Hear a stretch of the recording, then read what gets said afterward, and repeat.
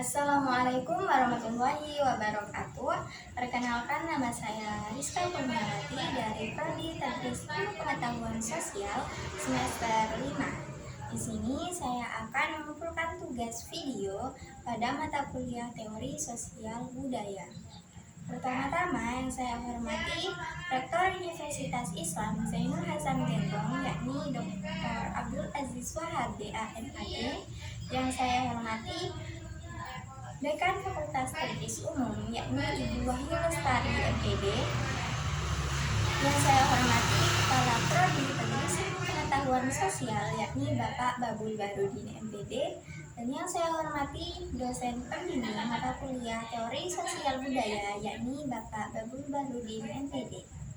Serta tak lupa pula saya ucapkan terima kasih kepada kedua orang tua saya yang sudah mensupport saya hingga sampai saat ini, dan juga kepada teman-teman seperjuangan angkatan 2022.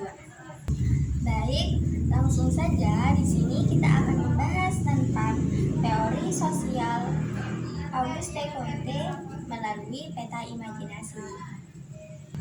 Auguste Comte adalah seorang filsuf dari Prancis yang mana ia lahir di Montpellier pada tanggal 19 Januari 1798 dan ia wafat pada tanggal 5 September tahun 1857. Lalu yang selanjutnya yaitu konteks sosial menurut teori dari Auguste Comte. Seperti yang kita tahu, Auguste Comte adalah seorang filsuf, tokoh utama dalam pengembangan sosiologi sebagai disiplin ilmu. Ia memperkenalkan istilah sosiologi dan juga mengembangkan teori sosial yang berfokus pada pemahaman tentang masyarakat melalui pendekatan secara ilmiah.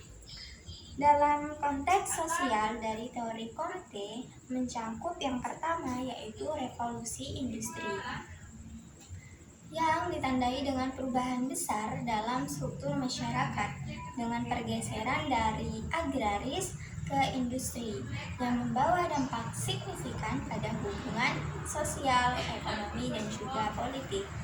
Lalu yang kedua yaitu perubahan sosial dan juga ketidakpastian.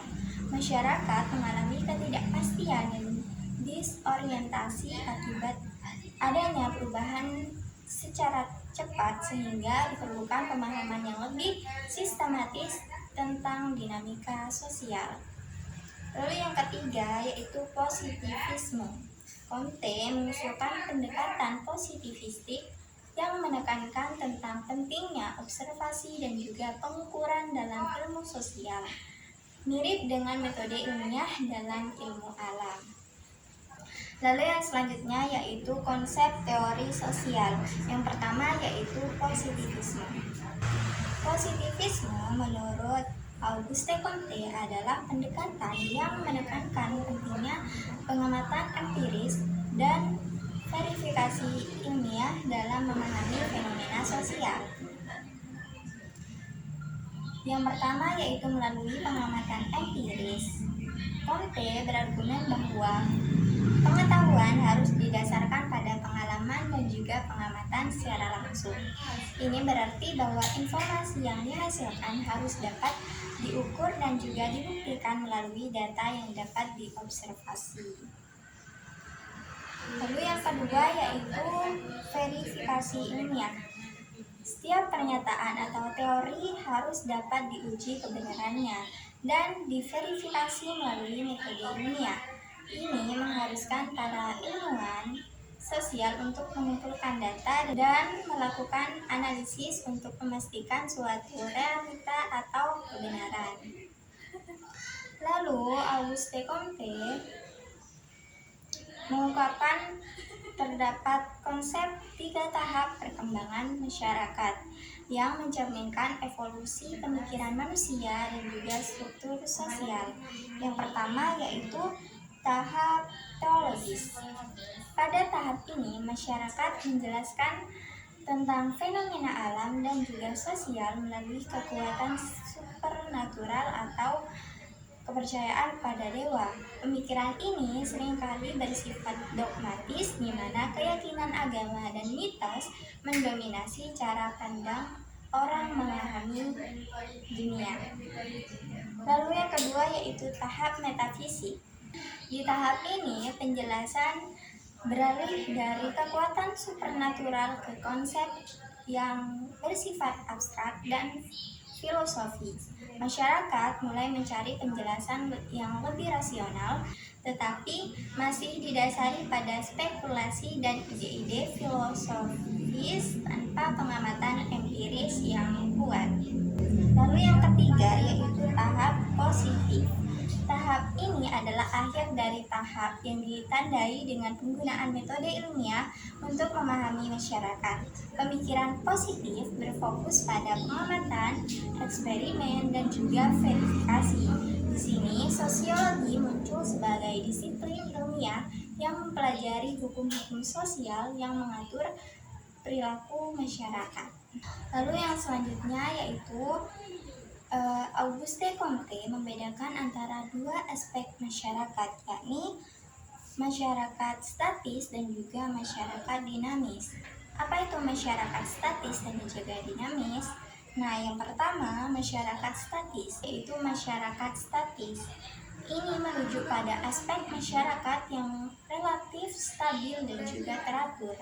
Dalam konteks ini, status quo menggambarkan kondisi sosial yang mapan, di mana norma, nilai, dan juga struktur sosial berjalan dengan lancar. Masyarakat statis berfokus pada pemeliharaan tradisi dan juga kesepakatan yang ada yang memberikan stabilitas bagi individu dan juga kelompok masyarakat. Lalu yang kedua yaitu masyarakat dinamis.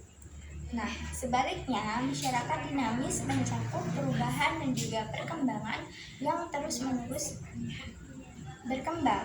Dalam konteks ini, perubahan sosial seringkali disebabkan oleh faktor-faktor yang baru seperti inovasi, konflik, atau perubahan dari nilai-nilai masyarakat. Masyarakat dinamis memungkinkan transformasi di mana nilai-nilai yang baru bisa muncul dan juga mempengaruhi cara hidup masyarakat. Lalu metodologi dari teori sosial Auguste Comte yaitu menggunakan metodologi ilmiah. Comte berpendapat bahwa studi tentang masyarakat harus mengikuti prinsip-prinsip ilmiah yang sama seperti ilmu alam. Ini berarti bahwa penelitian sosial harus didasarkan pada observasi, eksperimen, dan pengumpulan data yang sistematis untuk memastikan validitas atau kebenaran dari suatu temuan. Lalu yang kedua yaitu pengamatan secara empiris. Dalam pendekatan ini, Comte menekankan pentingnya untuk pengamatan secara langsung terhadap suatu fenomena sosial. Data yang dikumpulkan juga harus dapat diukur dan diuji untuk memberikan pemahaman yang objektif tentang masyarakat. Lalu yang terakhir yaitu verifikasi. Setiap teori sosial yang diusulkan harus dapat diuji dan juga diverifikasi melalui sebuah penelitian. Jika suatu teori tidak dapat dibuktikan secara empiris, maka penelitian tersebut dianggap tidak valid atau tidak teruji kebenarannya. Setiap ilmu pada akhirnya harus memiliki dua tujuan, untuk memahami dan juga untuk memperbaiki. Mungkin itu saja penjelasan dari saya mengenai teori sosial menurut Auguste Comte. Kurang dan lebihnya saya ucapkan terima kasih. Billahi taufiq wal hidayah. Wassalamualaikum warahmatullahi wabarakatuh.